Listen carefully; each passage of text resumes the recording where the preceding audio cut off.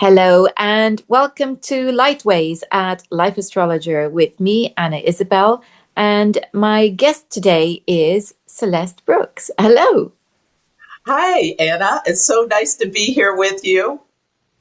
It's very timely because you are about to give a talk to the Astrological Lodge of London on the 9th of March about the upcoming change in signs with the nodes. So it's called Embracing the North Node in Aquarius Transit. And I thought instead of just looking at what's coming, we might do a little bit of reflection on what's been. And of course, what's been is the nodes in Pisces, in the Pisces Virgo axis. So, what is your take on this transit of the North Node in Pisces? Yes. Well, first, let's just take a step back and talk about what are the lunar nodes. And they are where if you're standing here on Earth, 2 points to the north and the south, where the sun and the moon, from our perspective on Earth, the points that their orbits meet. And like to look at them for the collective. Like to talk a lot about what's happening in the collective, not just in our own natal charts. The South Node speaks to what is coming up, and we'll tend to see a drain on the topics of the South Node and an amplification of the topics on the North Node. And there is a karmic call for the collective to work with these two energies and move more towards the high road of the North Node. So people can go to the Astrology by Celeste YouTube channel if they want to see the whole presentation I gave it was called Cosmic Flow, and about the North Node moving into Pisces before it even happened. And I think this would be interesting for people to watch and see what was predicted and how it showed up in their lives, because I also talked about on the personal level for each of the signs. But let me share my screen and show a slide. Okay. So the North Node entered Pisces and the South Node entered Virgo January 11th, 2025 through July 26th, 2026. And the nodes, when they shift, it's like it has a big impact. One thing about the lunar nodes is that they move backwards through the zodiac. So they go against the energy in some ways. It feels like, I mean, they do what they do, but it's such a big transition when they shift signs, and they move about they take 18 months to move, and so they move quite slowly. And the Virgo Pisces axis is the axis of mental and physical well-being. Think about how much anxiety has been brought up into the collective. This happened a couple of weeks before the current U.S. administration came into power. The president came back and started causing world havoc with tariffs and threatening countries and all of this kind of stuff. That anxiety was dragged up, which is South Node in Virgo, and amplification of confusion was one of the biggest things that we were seeing happen. But with Pisces energy, you can really think about how are you going to go for the dream.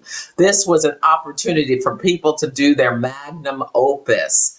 For myself, I put together a course. I'm a Cancer rising, and I love talking about the moon, and the moon rules my chart, the proper care and feeding of your natal moon, which that was one of the things I did, which I consider my magnum opus during this time. I have the North Node going through my ninth house, which is teaching astrology.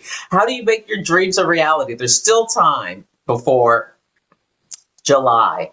How can you have faith versus fear? Walk by faith, not by sight, knowing that the energy of Pluto and Aquarius going out of bounds to the south Rosie Finn has done, an astrologer who's done a lot of research on this, has predicted that, the people will rise up, not the people will win the battle between authoritarianism and the collective. So holding on to that kind of light is something I really tell myself as well.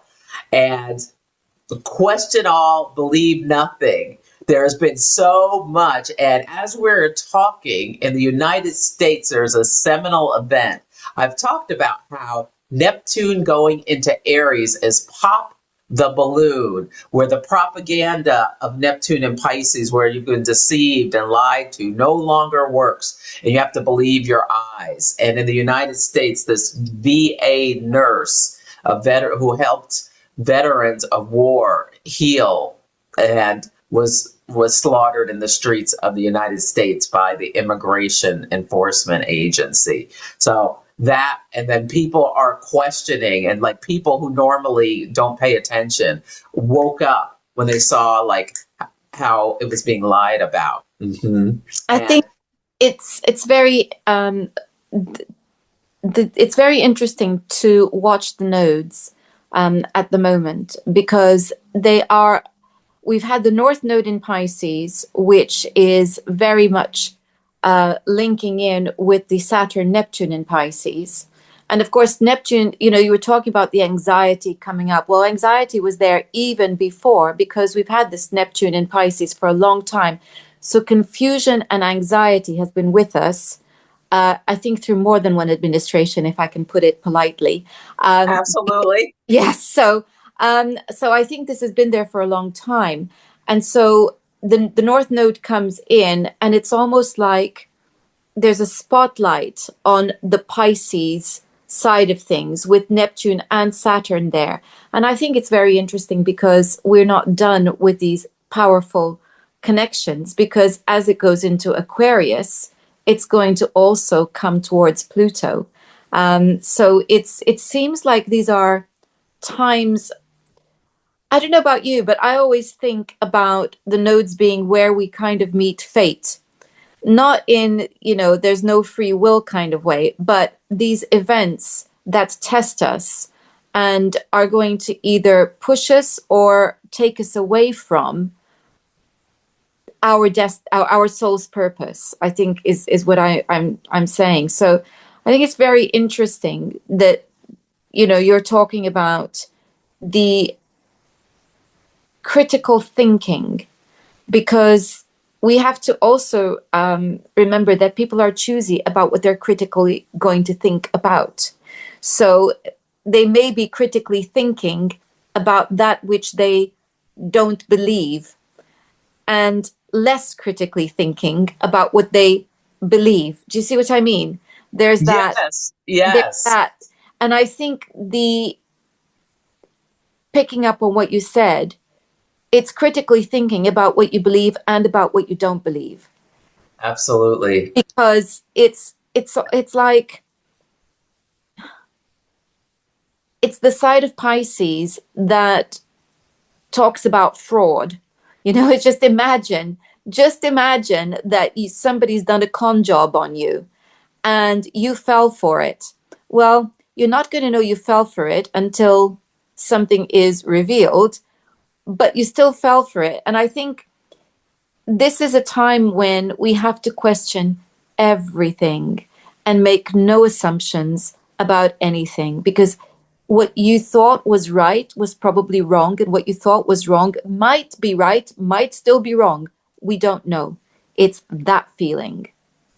Absolutely. And it's so interesting. Like right now, a big story is about the Epstein scandal and files. And there's thoughts that when stuff comes out about that, it's going to shatter people's illusions about like everything. And I'm wondering, Mercury retrograde in Pisces with the North Node there is coming soon, and about how the wealthy, the elites, and governments and businesses all have been colluding to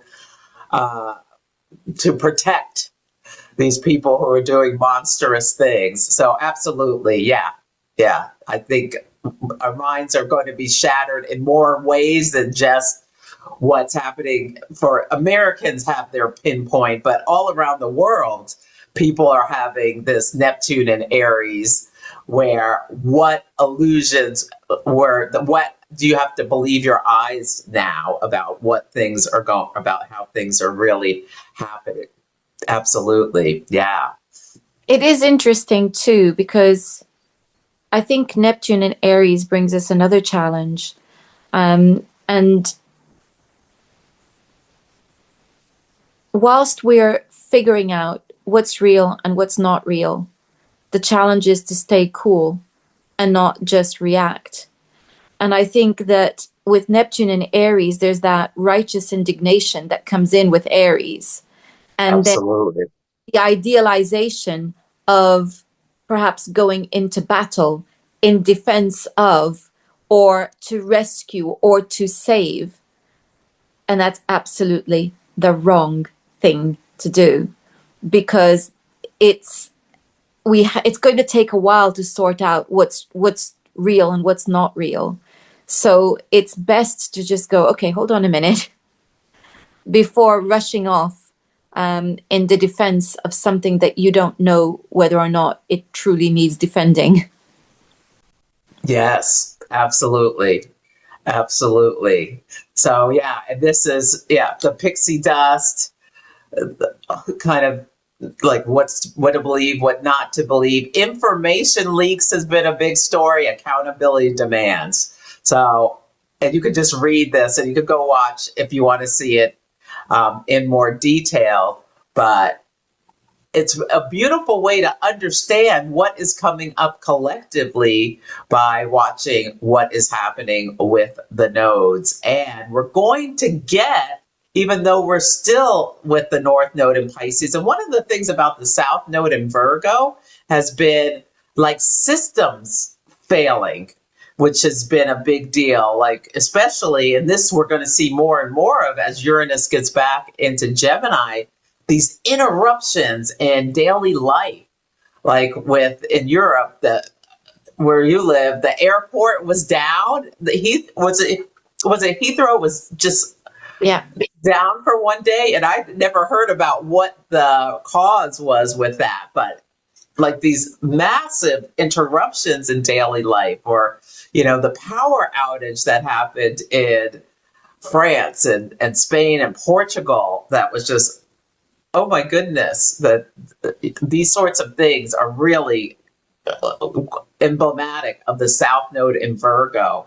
So these are the sorts of things we're seeing. And then we're going to have a solar eclipse in Aquarius, which is going to give us a taste of what is coming as the North Node moves into Aquarius. From Pisces, this amplification of confusion, but also ability to consider ourselves, have empathy, understand we're all in this human condition together, which you really realize when you're standing around with complete strangers and the power's out and you need to figure out how you can do whatever you need to do, into the sign of Aquarius, a sign of groups, organizations, humane air sign about communication and connection, and what's going to happen when this eclipse squares Uranus. These things are interrupted. So I'll pause there. Yeah. It's I'm just coming back again to Pisces, and I think it's important that people understand that this Neptune Pisces energy, the confusion arises because we didn't have the picture, the full picture in the first place. So what this is a readjustment to, let's say, a different reality, a new reality. What is happening, and I think this is interesting because this being a mutable sign and, information we associate it with air, but this is something about information that touches the feelings, touches the heart. And it's we are continually being exposed to information that we didn't know before. And I think this is Pisces, something that was hidden, something that was not seen, something, as you said, under the surface. And it comes up. And then we go, oh, really? Well, what are the implications for this? And it takes time to process that. And we can go through a lot of anger and disillusionment and grief. So when we realize that what we believed is either only partially true or completely untrue. And that's the state of confusion. That state of confusion exists because we are going through this readjustment. And then once we get our heads around that, then clarity comes in. So I think actually, for all that we associate Pisces and Neptune with confusion, the aim is clarity. I love that. Absolutely. Trusting what you know in the body knowledge. Absolutely. Yes, definitely. Sometimes, and you know, it's really interesting. I love that you brought that up because a lot with this AI stuff, you will be seeing something that looks real, but sometimes just in my gut, it's just like, this something's not right with this. It doesn't seem like it's real people. And that's such a beautiful, like the Pisces to Aquarius kind of that, you know, that energy is, like we go backwards. So we find out what was presented as real is really an illusion when we have the rationality of Aquarius to give feedback on what was there in Pisces, if that makes sense, because we're going It that does. way. It does. And I think too, maybe we ought to consider then, when we're looking at this Virgo Pisces axis, what do you feel has been the, sorry, I'm just having about five thoughts at the same time, but it just How struck me. Pisces? Yeah, yeah. And it just struck me as I was about to ask one question. This idea about, systems breaking down.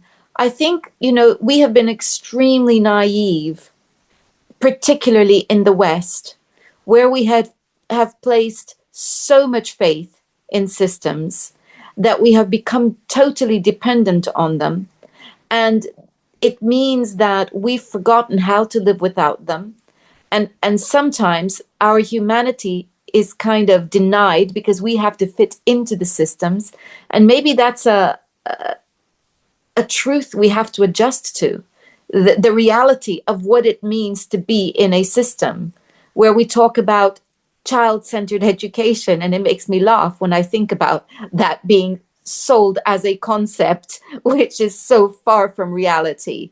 And patient-centered care. Yeah. On what planet? So we're sold these ideals, as this system. You go into the system, and here comes Pisces. You cease to exist. You're just a number. And Mm, that's the truth about systems.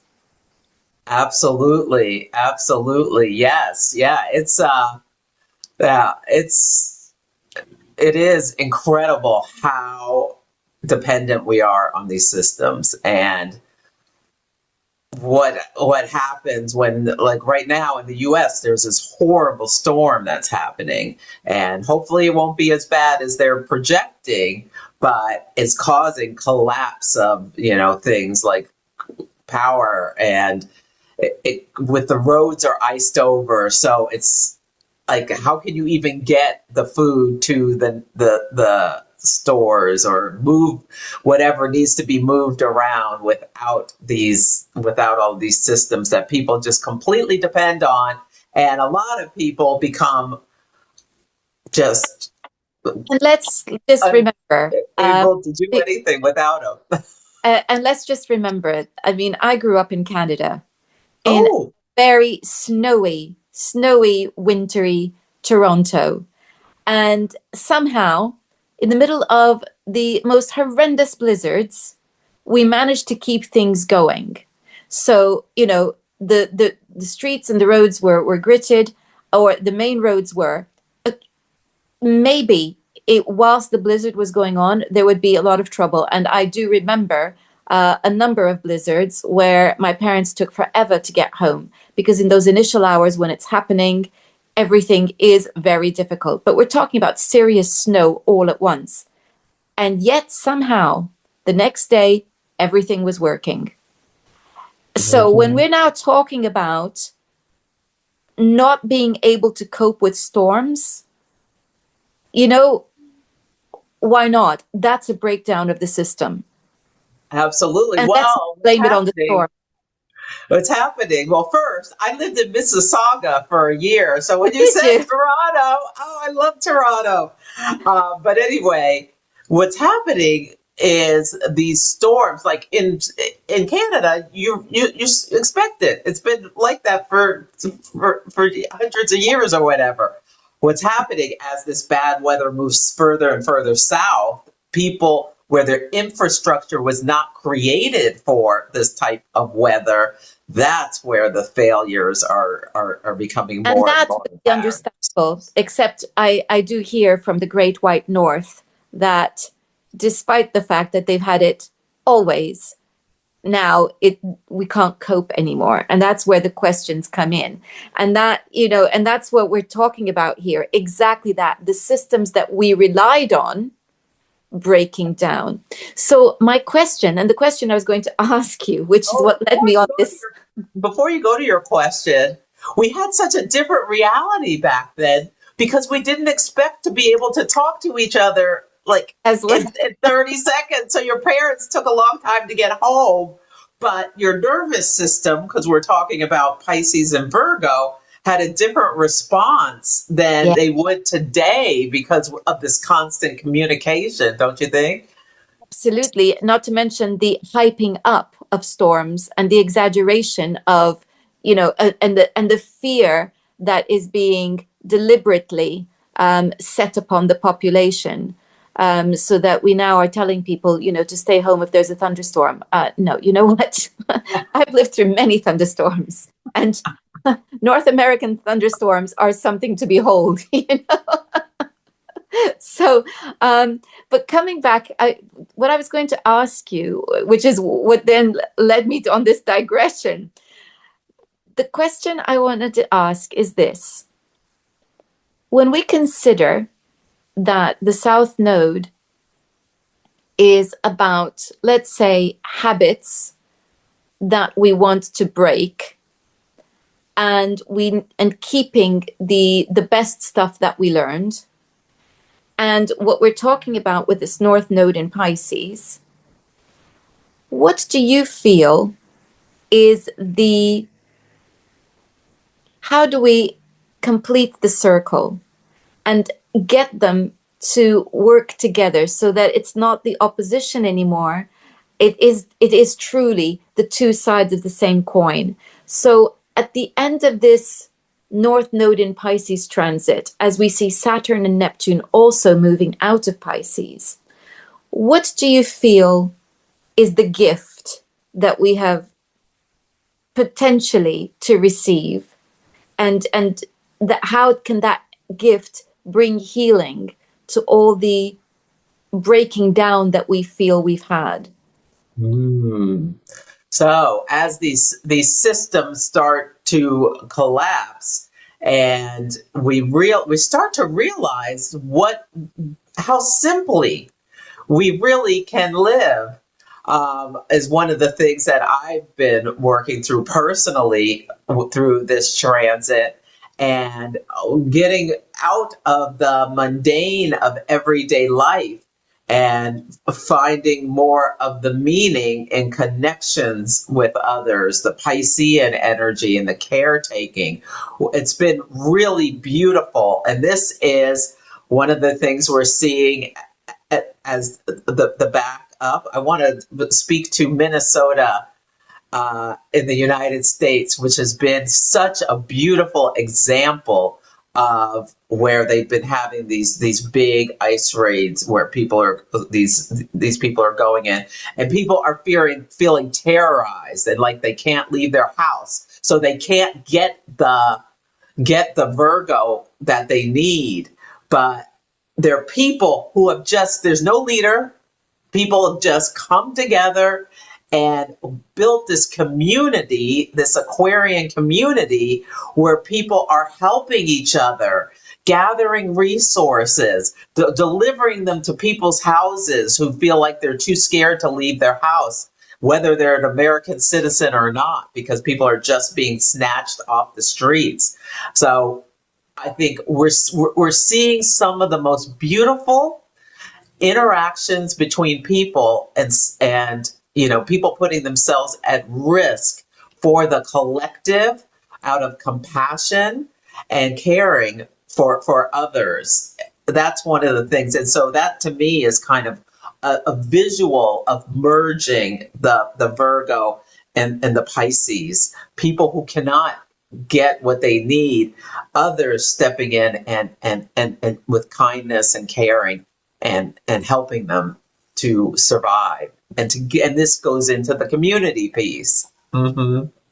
I love that. And I think you're right, because one of the things that I have been witnessing a lot in the last year and a half seems to have been a heightening of empathy. So we've had it for a while, because we've had Neptune in Pisces for a long time, and it's and it started off with the idea of emotional intelligence being important, and then it went into insane things like, but say the wrong thing and hurt someone, even if it's by accident. And actually, do you know what? Free speech, quaint idea, but you're going to end up being in prison.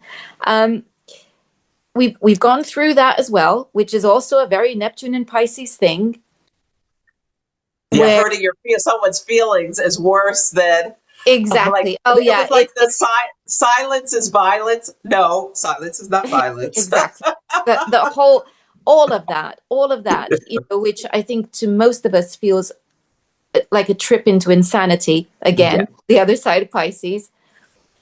So we've gone through all these extremes, but what I feel is that in the last, at least since the North Node in Pisces, there has been this yearning for peace and this feeling of, can we shut up already? And just take a breath and let things flow so that we can connect heart to heart again. And it's obviously not everybody at this point, but what you said there is that it's that connecting heart to heart, or the yearning to, because even without understanding why, that sensitivity of Pisces is so heightened in all of us, because actually I think we're suffering from PTSD from the last 6 years. And I'm sorry, your sound went out for 1 second. So I heard all the sensitivity of Pisces. All the sensitivity of Pisces is heightened. And I think it's because we're collectively suffering from PTSD from everything that's happened in the last 6 years. And I think as that sensitivity is heightened, that yearning for heart-to-heart connection is amplified. And perhaps this is where we're moving towards the true nature of Pisces, which would be empathy and compassion, as the example that you gave. And I can think of so many as well myself. And I'm sure that, and I do hope that everyone watching will think of examples on a personal level and on a bigger, more collective level. So I think you're right. And I think that's the gift that's come through the lunar node, the North Node in Pisces. I love that. Absolutely. And people wanting more togetherness after There was the social isolation of the pandemic times, and And, yeah, I, again, there's the artificial sense of connection that means that you can have a relationship with a virtual person, as in a person that doesn't even exist, it's AI. There is that, hmm but is that real? And I think these are the things that we're having to go. Like you said, you hear something or you watch something and you're going, that's not, there's something up with that. That voice, yes, it sounds good, but there's no breath between the words really. That's not human. and and so it goes on. So wow. Well, it has been an interesting 18 months, hasn't it? it has been incredible. It feels like this last year. It feels like a decade because so much has happened. There's so much going on, and how can we avoid or protect ourselves from the overwhelm Pisces, the North Node in Pisces can bring by having some mundane practices that help keep us grounded, even though the earth feels like it's shifting beneath our feet. Yeah, turning off things, getting back to nature. And faith, Welcome to and faith, that's a word you use faith. right at the start. Mhm, Um, mhm, and it's difficult to have faith when everything is breaking down and mhm, when information that you hear is conflicting and when information that you hear is perhaps very shocking or frightening. But the faith has to be in yourself. And we've been taught to not have faith in ourselves. We've been taught to have faith in the system. We've been mhm. taught to have faith in authority. We've been taught to have faith in experts. Do you know what? They can't agree. They really can't agree. They're all at odds. So it has to come back to what resonates with you and learning again to have faith in ourselves. Mm, absolutely. Yeah. It is such a wild time. I never thought uh, uh, No, what uh, really thinking, and with Jupiter in Cancer, there's all this nostalgia. So really thinking about how much simpler life was back in the 80s and 90s. You talked about having a snowstorm. Yeah, your parents couldn't get home. They were late. But the next day, things were pretty much back to normal. And yeah. we just dealt with these things without it feeling like it was such a calamity. But we're so integrated on these networks now. When the internet goes out, people are like, well, I can't do anything because Yeah. we're Yeah. so reliant. Yes. We are. Mhm. And, the internet obviously has its amazing, amazing virtues, by which, of course, one of which, of course, is our conversation and the fact that we can share these things. But it's more about the over dependence on technology. That Ah, means that we now have appliances that are supposed to be intelligent and tell us that, we need to restock our fridge or whatever it is that smart fridges do. I'm not entirely convinced that I want an appliance that is either more or as intelligent as me. I'd like to be able to continue to use my brain. Thank you very much. absolutely. Yeah, I don't need a smart fridge. Thank you No, very I much. really I can don't. figure out when I need to get more milk. Yeah, I think I can open the fridge and see, I need to go shopping. Um, Now, you mentioned Jupiter in Cancer, and of course, we know that it's going into Leo. So, we're going to have that Jupiter in Leo at some point conjuncting the South Node in Leo. So, what do you feel that's going to be about? Well, one of the big stories about Jupiter going into Leo and then meeting the South Node, this feels like ego death and the especially people who have, I think of Leo as the special ones, the elite, the royal figures who feel like they can just do whatever they want, and people, the masses, the Aquarian society is just supposed to take it. They're going to get a bit of a comeuppance. They're going to be, I feel like the South Node turns things inside out. So you can really see everything, and that there is going to be some karmic accountability for actions taken that have little regard for the bigger collective. Mm. Yeah. That's, at least that's part of my hope. It's also Jupiter rules wealth, so there could be like hard financial times when those two hit, or like some big market upheaval.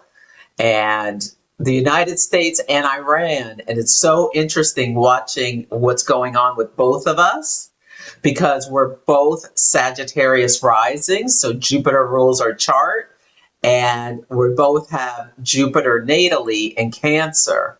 So there's differences in the charts, but there's something like we're both going through different types of revolutions at the same time, different scales, different reasons, everything. But there's something in the energy that's there's some similarities. So it'll be interesting to see how it's paralleled with both the countries as Jupiter meets the South Node. And those, we start getting Leo eclipses with the South Node in Leo.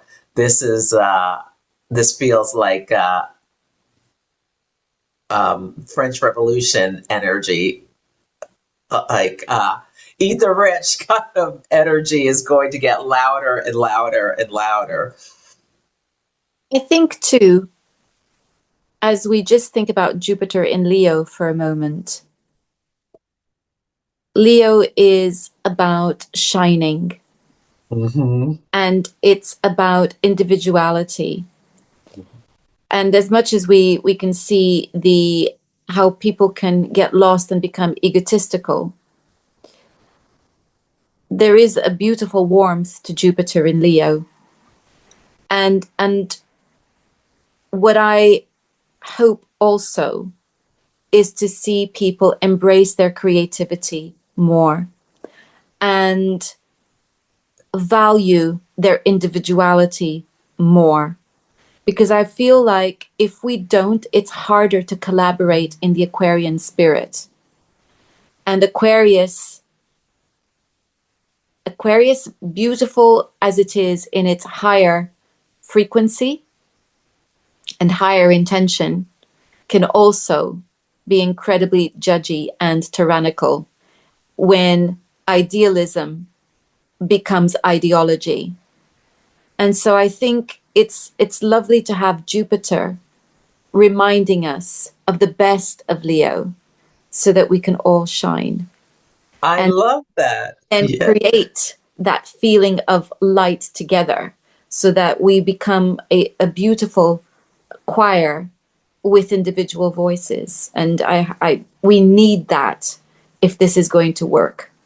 Yes. And I think Jupiter and Leo will give us a much needed lift up of some joy, some creativity, desires for fun, warmth, although it's probably going to be the hottest summer ever, with like, that's very concerning about all the fire that's coming in to the collective. We will wait and see, but we will also hope for the best. Well, Celeste, thank you for a wonderful conversation. Well, thank you for having me. It was such a delight to speak with you. And I loved your insights. Incredible insights about these energies as well. So this was great fun chatting with you. Thanks so much for having me. Oh, likewise. Absolutely wonderful. So wonderful to be able to do this. Thank you. And now if people want to find out more about Celeste's take on the transiting North Node in Aquarius, I would recommend that you go to the description box where you will find a link to the Astrological Lodge of London and be able to sign on to her talk. It's happening on the 9th of March at 7 p.m. That's London time. So, but it being late, those of you in North America, I'm sure, can join in. And you can always ask for a recording if you can't make it. So the link to that will be there. And Celeste, if people want to find you, how do they do that? Yes, my business is Astrology by Celeste, my website astrologybyceleste.com, and I'm on all the socials at Astrology by Celeste. I also have a podcast called Celestial Insights, and that's available wherever you listen to podcasts, Apple, Spotify, Podbean, whatever. So you can find me for my weekly forecast to help you navigate the energy like a boss. But check out my YouTube and Instagram. That's where I'm most active outside of Fantastic. speaking at conferences and things. Yeah, and OPA. I do a transit talk every first Sunday for the Organization of Professional Astrology, where I'm a board member, and I teach transits for Kepler College. So my next class is starting in, I think it's in April, the beginning of April. Fantastic. Thank you so much. And I'll be putting a link to all of that in the description box. In the description box, you will also find links to my own websites. And if you click on the Life Astrologer website, you will be able to subscribe to my newsletter. And you can also find me on Substack. Do look at those because I am always running courses as well as providing interesting workshops on things like manifestation, interesting and fun, just in line for the upcoming Jupiter in Leo this year. Until next time, goodbye.